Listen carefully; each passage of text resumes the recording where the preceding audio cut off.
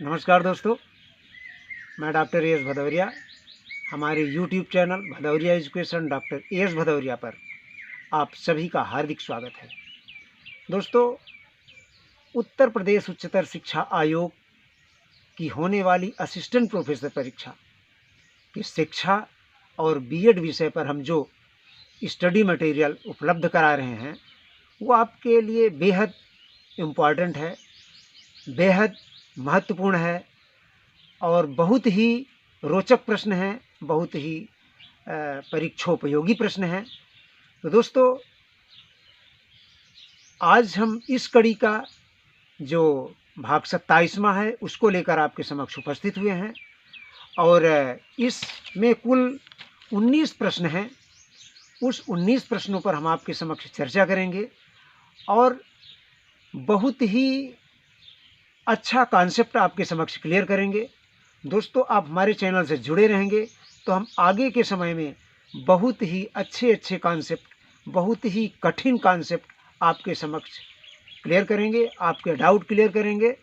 तो दोस्तों, हम आज की जो 19 प्रश्नों की श्रृंखला है उसको शुरू करें उसके पहले आपसे एक गुजारिश है कि आप हमारे चैनल को अगर सब्सक्राइब नहीं किए हैं तो सब्सक्राइब कर लें, बेल आइकन को दबा दें, जिससे नोटिफिकेशन के माध्यम से हम जैसे ही अपने वीडियोज़ को अपने चैनल पर अपलोड करते हैं वैसे ही आपको नोटिफिकेशन के माध्यम से पहुंच जाए, आप उसका लाभ ले सकें और शेयर करके अपने मित्रों को लाभान्वित कर सके। तो दोस्तों, आइए देखते हैं आज हमारे 19 प्रश्नों की ये रोचक प्रश्नों की श्रृंखला इस प्रकार है। आज का पहला प्रश्न है, तो पहला प्रश्न है टेलरवाद से संबंधित कुछ तथ्य। पहला है, यह कार्य प्रवाह का विश्लेषण और संश्लेषण करती है। कार्य प्रवाह का विश्लेषण और संश्लेषण करती है। दूसरा है, श्रमिक उत्पादकता को बढ़ाता है टेलरवाद।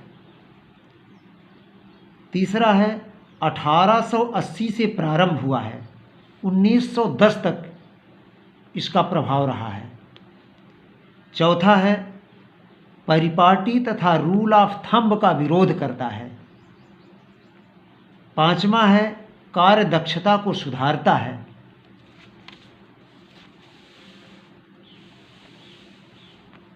और छठवां है, वैज्ञानिक प्रबंधन का अनुसरण करता है।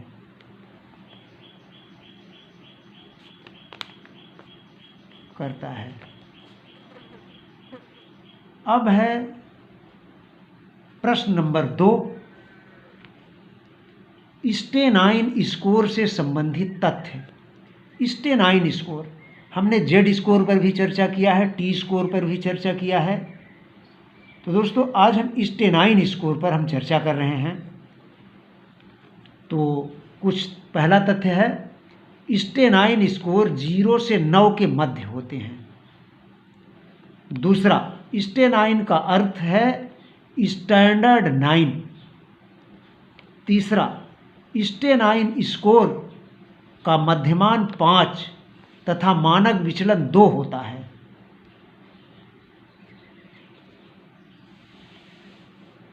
चौथा तथ्य है, स्टेनाइन स्कोर का सूत्र है ये 5 + x - m/σ। m मीन है, सिग्मा स्टैंडर्ड डेविएशन है, × 2। अब है प्रश्न ये पांचवा तथ्य, ये सामान्य प्रायिकता वक्र पर आधारित होते हैं। और छठवां, ये टी स्कोर के संघनित रूप होते हैं। अब हमारा ये प्रश्न क्रमांक 3 है, विश्वसनीयता एवं वैधता के मध्य संबंध। तो विश्वसनीयता और वैधता के मध्य जो संबंध को हम बताने वाले 3 ये वाक्य हैं हमारे पास। पहला है, एक वैध परीक्षण हमेशा विश्वसनीय होता है। वैध परीक्षण जो है, वैलिड टेस्ट जो होगा वो हमेशा ही विश्वसनीय होगा।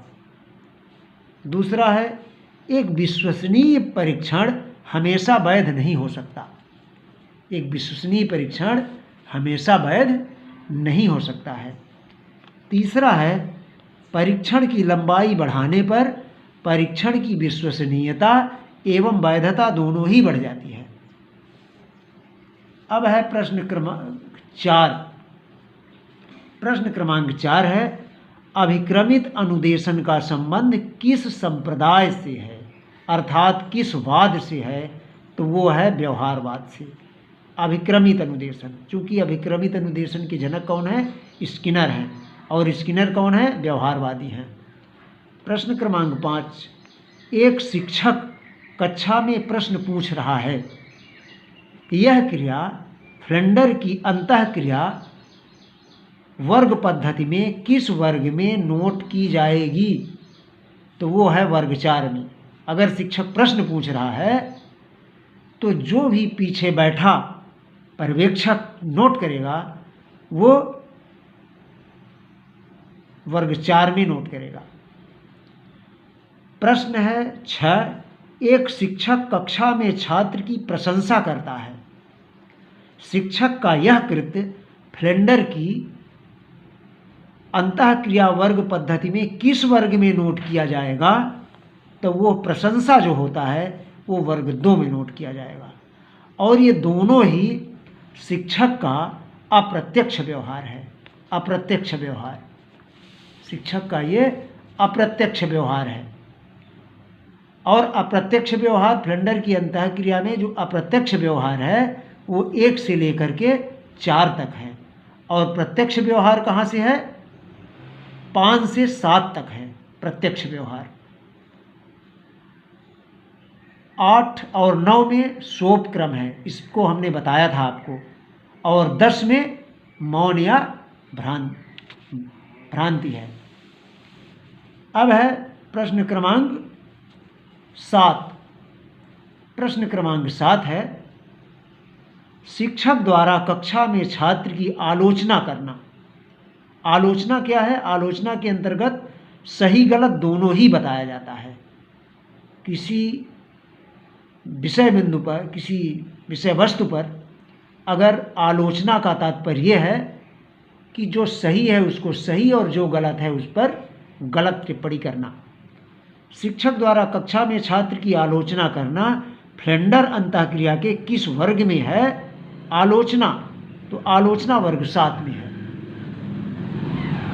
तो दोस्तों ये जो है 7 जो है वो प्रत्यक्ष व्यवहार के अंतर्गत आता है। अब है प्रश्न क्रमांक 8। प्रश्न क्रमांक 8 आपके पास सामने ये रहा, प्रवीणता अधिगम प्रतिमान या पूर्ण अधिगम प्रतिमान। प्रवीणता अधिगम प्रतिमान या पूर्ण अधिगम प्रतिमान, ये इसके जनक कौन हैं? इसके जनक हैं B.S. ब्लूम। इसको इंग्लिश में कहते हैं मास्टरी लर्निंग मॉडल। ये टीचिंग का एक मॉडल है जिसको B.S. ब्लूम ने प्रतिपादित किया था। प्रश्न क्रमांक 9 है, सृजनात्मक प्रक्रिया के पदों का पुनर्विन्यास।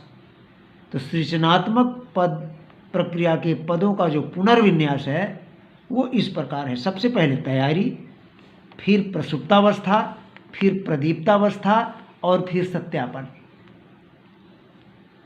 प्रश्न क्रमांक 10 है,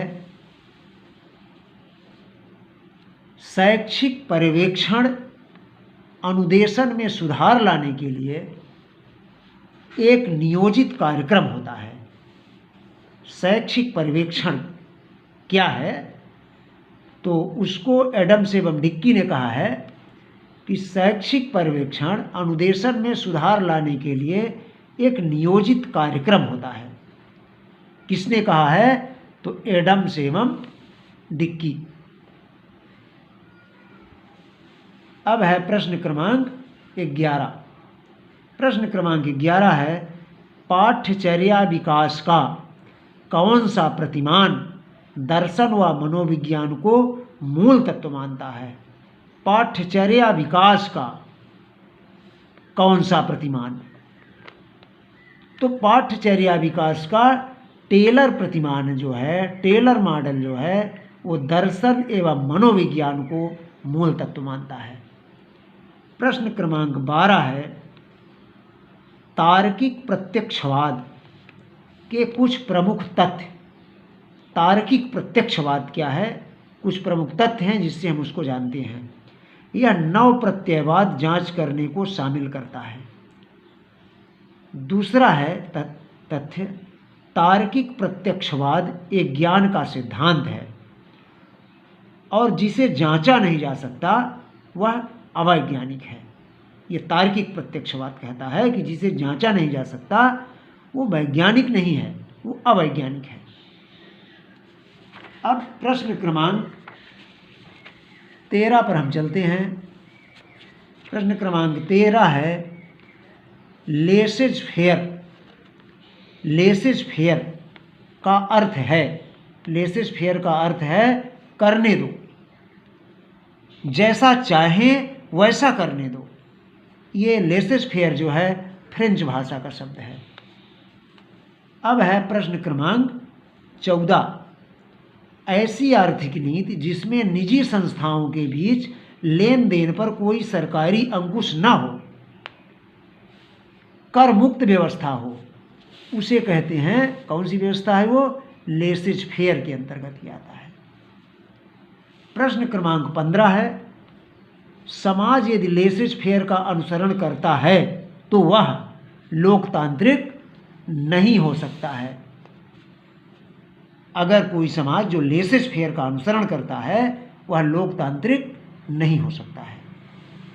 प्रश्न क्रमांक 16 है, प्रत्यक्ष आंकड़ों की वैधता। प्रत्यक्ष आंकड़ों की वैधता ही ज्ञान का स्रोत हो सकती है। प्रत्यक्ष आंकड़ों की वैधता ही ज्ञान का स्रोत हो सकती है। किस वाद की सोच है? तो यह है प्रयोजनवाद की। प्रश्न क्रमांक 17 है, प्रश्न क्रमांक 17, क्या परिवर्तन का परिमाण सामाजिक परिवर्तन का गुण है? परिवर्तन का परिमाण, परिवर्तन की मात्रा सामाजिक परिवर्तन का गुण है? तो नहीं, परिवर्तन का परिमाण जो है, परिवर्तन की मात्रा जो है, सामाजिक परिवर्तन का गुण नहीं है। प्रश्न क्रमांक 18 है, वह समाज जिसमें परिवर्तन धीमा व समय साध्य होता है। वह समाज जिसमें परिवर्तन धीमा व समय साध्य होता है वह है पारंपरिक समाज।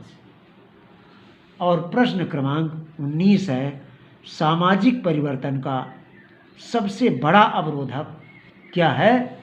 तो सामाजिक परिवर्तन का सबसे बड़ा अवरोधक धर्म है। दोस्तों, आज हमने ये 19 प्रश्नों की श्रृंखला आपके समक्ष प्रस्तुत की है। ये सभी प्रश्न दोस्तों बहुत ही इम्पॉर्टेंट है। असिस्टेंट प्रोफेसर शिक्षा और बीएड के दृष्टिकोण से बेहद महत्वपूर्ण प्रश्न हैं।